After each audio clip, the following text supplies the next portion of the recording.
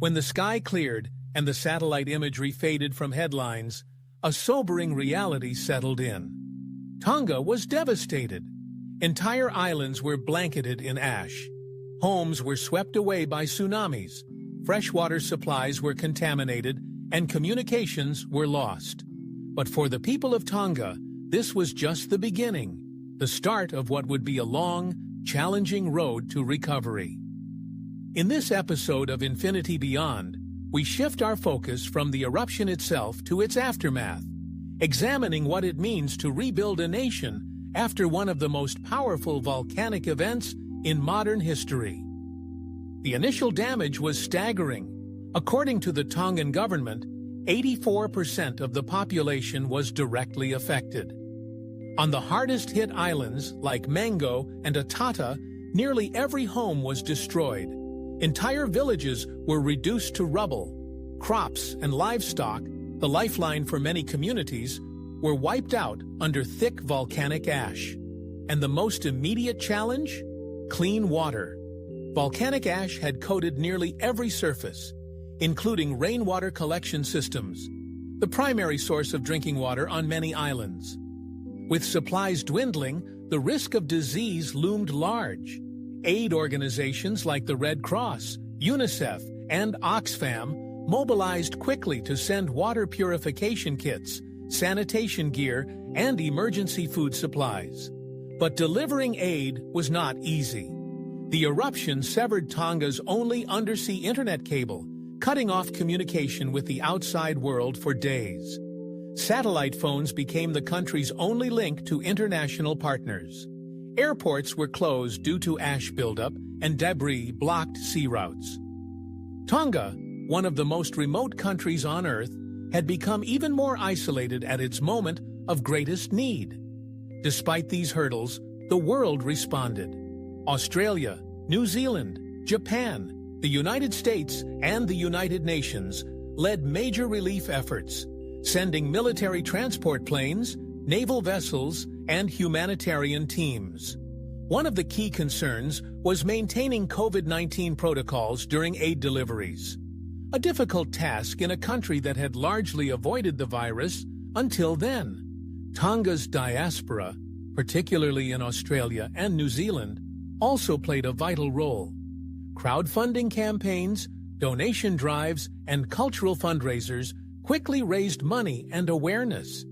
The eruption had not only shaken the islands, it had unified Tongan communities around the globe. But beyond the emergency response lies a much bigger question. How do you rebuild in an era of climate uncertainty and geological risk? Tonga's government, along with international climate organizations, began developing a long-term recovery plan.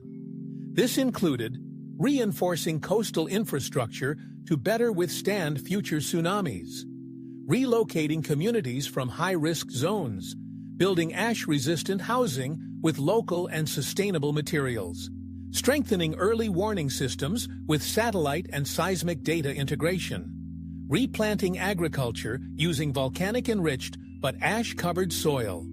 However, these are not quick fixes. Rebuilding is a process measured in years, not weeks. And for many Tongan families, the trauma lingers. Schools, churches, and places of worship, centers of community life, were also damaged or destroyed. In interviews conducted by aid workers and local journalists, many Tongan residents expressed both gratitude and grief. Gratitude for having survived, and for the outpouring of support. But grief for what was lost.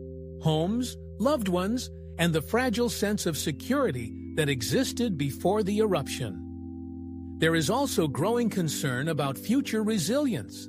As climate change intensifies storms, sea level rise, and heat waves, many small island nations like Tonga face compounding threats. A volcanic eruption in isolation is devastating. Combined with other environmental pressures, it becomes catastrophic.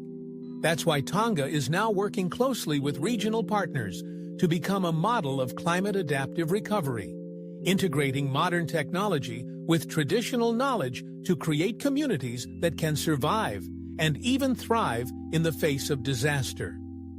One initiative involves training local youth in GIS mapping, emergency logistics, and renewable energy deployment, turning recovery into an opportunity for education and empowerment.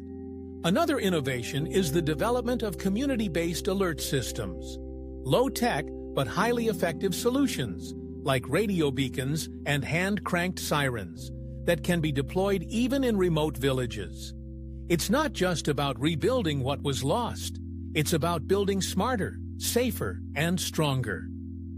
As we close this segment, the story of Tonga reminds us of something profound. Nature can destroy in moments, but recovery takes unity, science, and human spirit. In Segment 7, we'll explore how volcanic eruptions have shaped human civilization throughout history, from ancient myths to modern resilience, and what we can learn from our ancestors as we prepare for the next great blast. Stay with Infinity Beyond, where Earth's past, present, and future collide in stories that matter.